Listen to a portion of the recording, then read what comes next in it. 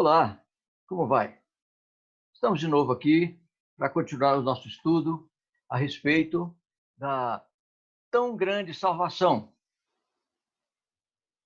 revista editada e publicada e produzida pela Editora Cristã Evangélica do Brasil. Nós estamos hoje para estudar a lição número 4, o que é o pecado. Vamos então proceder o estudo dessa lição.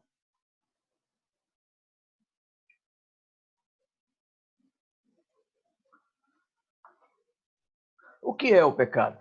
Então, gostaríamos de lembrar que nas lições passadas nós estudamos a respeito da criação do homem, da formação, da constituição, em que o homem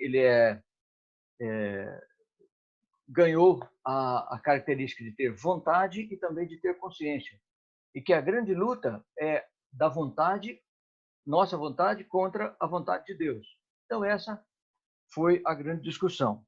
Agora, nessa lição de hoje, a gente gostaria de detalhar um pouquinho mais o que é o pecado. Vamos tentar compreender isso um pouco, o projeto de Deus para a nossa vida com respeito a esse sistema.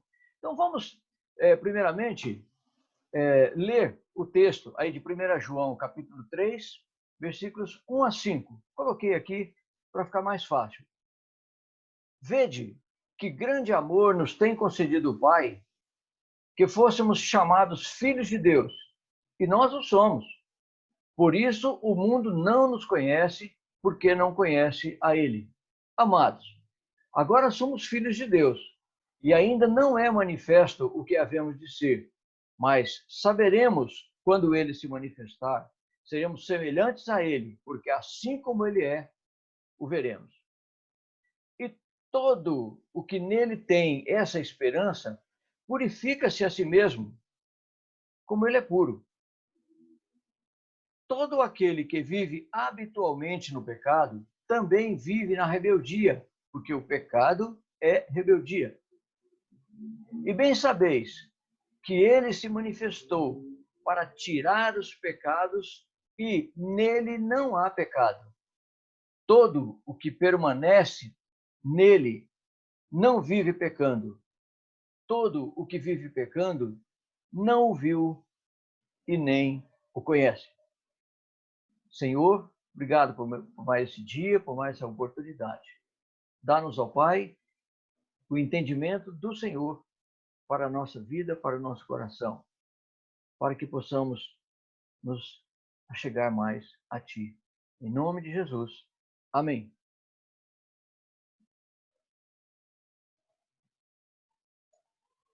Bom, poderíamos tentar fazer a definição. Nós vemos por aí, né? Quando se fala pecado, pecou, o que é? A pessoa cometeu uma falta.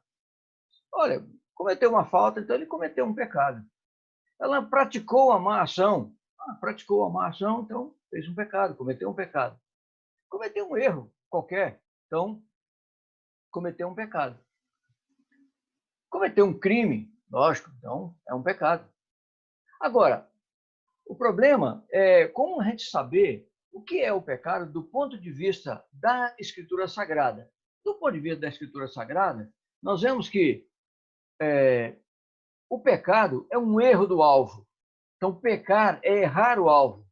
Ou seja, não alcançar o padrão estabelecido por Deus na nossa vida. Agora, ele poderia pensar, que padrão é esse? Outra coisa é que fala o seguinte, que o pecado é a transgressão da lei. Só que eu gostaria de chamar a atenção de vocês para um resumo que o próprio Jesus fez a respeito da lei. Vejamos. Olha aí, Lucas 10, 27. Qual é a lei? Amarás ao Senhor teu Deus de todo o teu coração, de toda a tua alma, de todas as tuas forças e de todo o teu entendimento. E amarás ao teu próximo como a ti mesmo. Então, esse é o alvo. Amar a Deus sobre todas as coisas, etc, etc, e amar ao próximo como a si mesmo. Qualquer coisa fora desse alvo é pecado.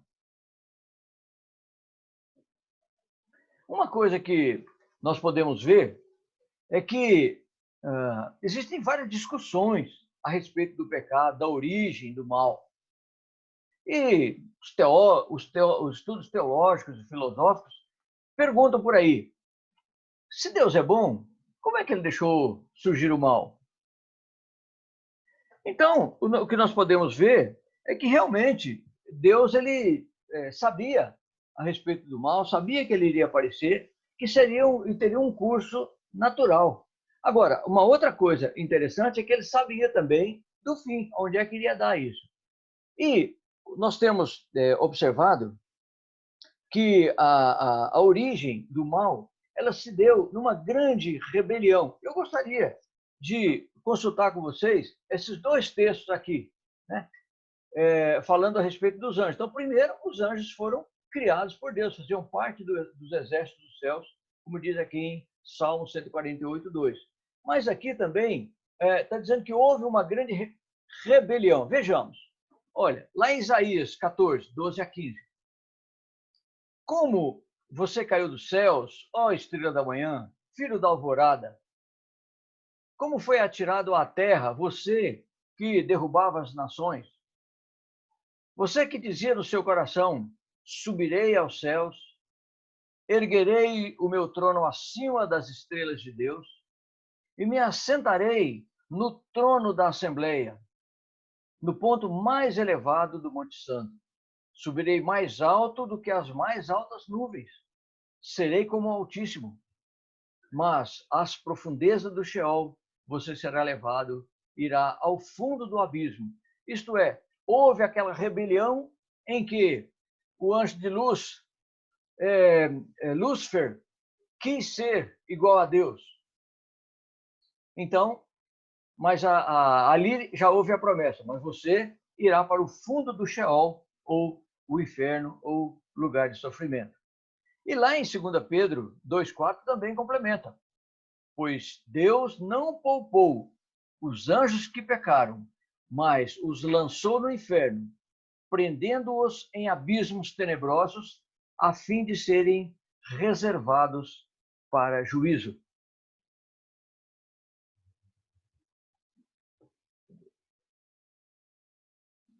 Então, houve uma rebelião, como nós vimos nesses dois textos aqui. Agora, e com respeito à soberania? A primeira pergunta que deve encarar quando confrontamos a soberania de Deus com o mal é: se Deus é absolutamente soberano em poder, então por que ele, com um só movimento de mão, não elimina completamente o mal de sua criação? Então, um tapinha, ele poderia eliminar o mal de sua criação. Agora, o que nós vemos é que realmente Deus ele sabia, tinha total conhecimento de que o mal iria aparecer, mas que as pessoas iriam depois ter que escolher o mal ou o bem, mas que o mal depois seria lançado no inferno, como nós vimos lá no texto lá de Tiago, mas também vemos aqui depois, vamos ver aqui um texto aqui de Apocalipse. O mal ele iria aparecer, mas Deus sabia o seu fim. Olha aí, Apocalipse 20, 10. O diabo, que as enganava, foi lançado no lago de fogo que arde com enxofre, onde já haviam sido lançados a besta e o falso profeta. Eles serão atormentados dia e noite para todo o sempre. Então, ele apareceu, mas Deus já tinha total conhecimento a respeito do fim que ele levaria. Bem, então o que é o pecado? Nós poderíamos pensar em algumas respostas bíblicas para isso. Então, a primeira delas, nós podemos ver aí que, como a gente já viu no comecinho lá, que amar a Deus sobre todas as coisas e ao próximo como a si mesmo. Então, essa a lei áurea do pecado, a definição áurea. Quer dizer, tudo aquilo que fugir daquele plano de amar a Deus e amar ao próximo é pecado. Então, o que nós vemos que o adultério, o roubo e etc. são atos pecaminosos que estão dentro da nossa mente, do nosso coração, devido ao pecado, devido ao problema que nós enfrentamos desde lá da desobediência de nossos pais. Então, quando eles desobedeceram, esse mal ficou fazendo parte da humanidade.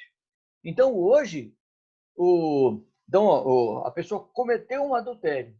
Então, na verdade, ele cometeu um ato pecaminoso em decorrência do pecado que já havia dentro de si.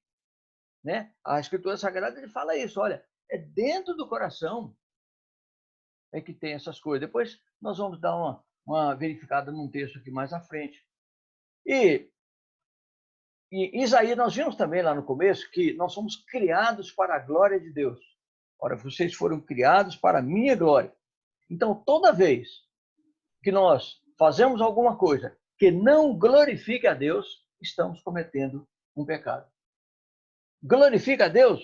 Ótimo. Se não glorificar a Deus, é pecado. Então, nós podemos ter isso sempre na nossa mente e no nosso coração. Por que o homem precisa da salvação? Alguns conceitos no mundo atual. Por que o homem precisa da salvação? Então, esse é um assunto que nós discutimos sempre, né? E vamos conversar com a pessoa assim, mas eu não preciso disso. Eu sou bonzinho, eu sou boazinha. Então, o pecado fica parecendo que é simplesmente uma ilusão. Isso vai da minha cabeça, vai da sua cabeça. É uma autoimagem negativa. É um erro de direcionamento da vida, era para você fazer isso, você acabou escolhendo aquilo lá. Errou, pecou. E outros pontos. Agora, o grande problema que nós verificamos quanto a isso é que cada vez que nós deixamos de compreender a seriedade do pecado, a gravidade do pecado, então o que nós estamos fazendo é reduzindo o valor da obra redentora de Cristo. Afinal, Jesus morreu, derramou seu sangue por causa desse problema, para nos possibilitar a recuperação da vida eterna. Então, somente quando reconhecemos o pecado como algo gravíssimo e que contraria frontalmente o caráter de Deus, é que percebemos quão necessitado está o homem da salvação devido à natureza pecaminosa. Então, não é devido a esse ato ou aquele ato, não. O problema sério é a natureza pecaminosa que nós carregamos. Bom, consequências do pecado para a raça humana.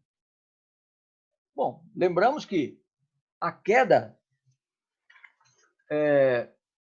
do homem corrompeu a natureza, corrompeu a criação, corrompeu tudo. Então, nós ficamos pensando, se a nossa natureza foi corrompida pelo pecado, então qual é a grande dificuldade? Então, realmente, a grande dificuldade é nós compreendermos essa gravidade e lembrarmos que o agente dominador da carne é o pecado. Essa natureza pecaminosa que tem dentro de nós. Esse é o grande problema. É desse problema que Jesus veio resolver. Eu vou mostrar aqui alguns exemplos a respeito disso, de algumas consequências. Alguns testemunhos sobre as consequências do pecado. Vamos ver aqui, eu coloquei os textos aqui, mas nós vamos pegar apenas alguns deles, não todos. Então, por exemplo, o primeiro exemplo bíblico aqui é a ausência da comunhão com Deus. Ora, lá em Isaías 59, 1 e 2 diz assim: eis que a mão do Senhor não está encolhida para que não possa salvar, e nem surdo o seu ouvido para que não possa ouvir. Mas as vossas iniquidades fazem separação entre vós e o vosso Deus, e os vossos pecados esconderam o seu rosto de vós, de modo que não vos ouça. Então, o problema é nosso. Nós é que, por causa dessa natureza pecaminosa, nós ficamos ausentes, ficamos longe da comunhão com Deus. Outro exemplo está em Marcos, capítulo 7, 21 a 23. A corrupção da natureza humana. É isso que eu tinha comentado agora mesmo. Pois é do interior, do coração dos homens, que procedem os maus pensamentos, as prostituições, os furtos, os homicídios, os adultérios, a cobiça, as maldades, o dolo, a libertinagem, a inveja, a blasfêmia, a soberba, a insensatez. Todas essas más coisas procedem de dentro e contaminam o homem. Então, se a pessoa comete um adultério, comete uma maldade, ele comete um crime doloso, simplesmente ele está cometendo um ato pecaminoso devido à natureza pecaminosa que tem dentro dela. Então, essa é a grande luta. O que nós precisamos fazer? Então, é por isso que Jesus morreu. E, por último, o último exemplo bíblico é Romanos 6, 23, o sofrimento e a morte. Porque o salário do pecado é a morte. Esse é o pagamento. Da mesma maneira como Adão e Eva deixaram a imortalidade e começaram a adoecer e depois morreram, nós também. O salário do pecado é a morte. Mas, em Jesus Cristo, o dom gratuito de Deus é a vida eterna em Cristo Jesus, o nosso Senhor. Então, glória a Deus por isso. Porque é através de Jesus Cristo que nós podemos nos livrar dessa natureza pecaminosa. Foi através da obra de Cristo que nós podemos obter novamente a eternidade, como nós já estudamos numa lição passada. Enquanto o homem não reconhecer que o pecado é uma atitude contra Deus, não sentirá necessidade da misericórdia e do perdão divino. Como que nós vamos nos arrepender se nós temos a consciência de que somos inocentes? Nós só nos arrependemos de alguma coisa que nós concordamos ter falhado. Então, esse é o grande desafio de se entender a palavra de Deus, de se anunciar a palavra de Deus, de se pregar o evangelho. Mostrar que a natureza humana faz a separação entre Deus e o homem. E que o Senhor esclareça a nossa mente, o nosso coração, nos dê vozes para falar isso aos outros, nos dê sentimento para perceber que a separação entre nós e o nosso Deus está na natureza. Então, que cada dia nós possamos estar na presença de Deus, pedindo dele o perdão, pedindo dele a ajuda e pedindo dele a companhia. Uma ótima semana a todos vocês. Vamos terminar a nossa lição de hoje com mais uma palavra de oração. Deus eterno, damos graças por esse dia, damos graças por esses momentos em que nós podemos meditar e estudar a tua palavra. Damos graças pela tua bondade, damos graças por Jesus Cristo, que veio morrer, derramou o seu sangue para poder lavar a nossa iniquidade, para poder nos livrar dessa natureza pecaminosa que existe dentro de nós, está sempre lutando com a nossa vontade de te servir. Tenha misericórdia de cada um, tenha misericórdia de nós, nos abençoe e nos guarde. Em nome de Jesus. Amém.